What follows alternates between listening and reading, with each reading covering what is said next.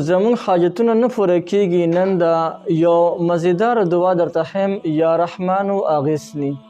دا وظیفه تاسو راونیسئ، انشاءالله چې د دې وظیفې په برکت سره به الله جل جلاله ستاسو هر قسم حاجت پوره کړي، چاهې که ستاسو د حاجت د هر څه سره متعلق وي. بسم الله الرحمن الرحیم. السلام علیکم ورحمت الله وبرکاته. زمرونو خویندو، که زمونږ او د ستاسو حاجتونه وي او هغه حاجتونه زمونږ او ستاسو نه پوره کیږي او د هغې دپاره موږ ډېر زیات وظایف وکړل، ډېر زیات اعمال هم وکړل، لیکن تر د اوسه پورې زموږ حاجت نه دی پوره شوی. نن یو داسې زبردست الفاظ درته ښیم، که د الفاظ تاسو ووایئ او د دې وظیفه تاسو شروع کړئ، دومره دم نه په ورځ کې صرف هغه 100 پیرې ده، 100 پیرې ده، 100 پیرې د ماښام ده او 100 پیرې د سحر ده، نو په ورځ کې 200 پیرې صرف راځي. یا رحمانو اغیثني وظیفه هم ډېره زیات اسانه ده. که د ستا هر قسم حاجت وي، د هر قسم د حاجت د پوره کېدو دپاره دا وظیفه ته راونیسه. داسې عجیبه برکات او داسې رموز، داسې اسرار به سیکي چې خپله ورته حق حیران پاتې شي چې زما دا حاجتونه څنګه پوره شول.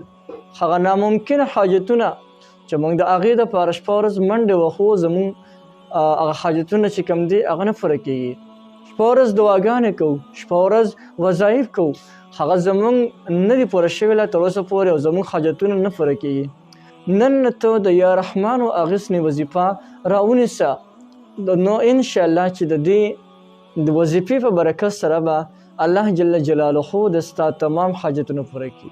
چاهې که د ستا حاجتونه د هر څه سره متعلق وي، لیکن الله جل جلاله به ورته د غیب اسباب برابر کړي او تمام حاجتونه به دې الله جل شانه پوره کړي.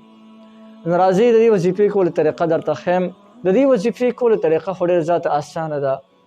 څنګه دې سره به د منځونه خو به ټول چې کوم دی پابندۍ سره کوئ 5 واړه وخته، لیکن یو خبر خیال به ساتئ چې د سحر منځ او د ماسخوتن منځ دا مکمل پابندۍ سره کوئ.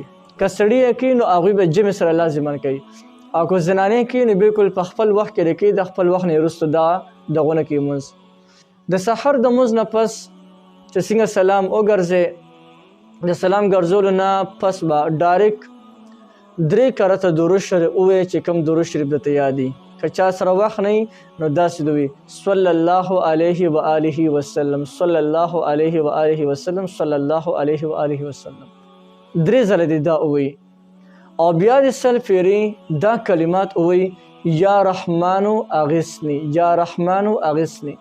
دغه رنګې د اوس سره ترتیب سره مونږ چې دا وظیفه چاته وښیو نو ته نه بیا ځان خلاصوي، بیا وایي یا رحمان اغیثني، یا رحمان اغیثني، یا رحمان اغیثني. نه، دغسې به نه وي، بلکې په قلاق الارخه په شوق ښه چې دی په مزې سره به وي یا رحمانو اغیثني، یا رحمانو اغیثني، یا رحمانو اغیثني. په دغسې ترتیب سره 100 پیرې دې وویلې، د هغې نه پس 3 کرته بیا درود شریف ووایه او بیا الله جل شانه ته لاس پورته کړه، یا الله زما د پلانکې حاجت ته، یا الله زما د حاجت پوره کړي.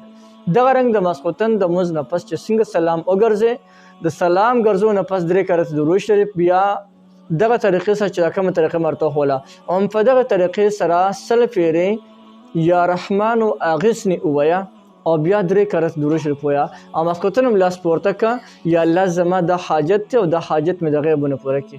بیا د الله جل شانه کرم ته ګوره، امداد ته ګوره چې الله د غیبونه څنګه امداد کوي. تمام حاجتونو ته به الله جل شانه اسباب برابر کړي او تمام حاجتونه به د الله جل شانه پوره کړي. نو یو ډېره زبردسته وظیفه ده یا رحمانو اغیثني، بلکل تاسو کولی شئ. تاسو ټول ته د دې مکمل اجازه شته، هر څوک د دې نه مکمل پیدا اخیستلی شي.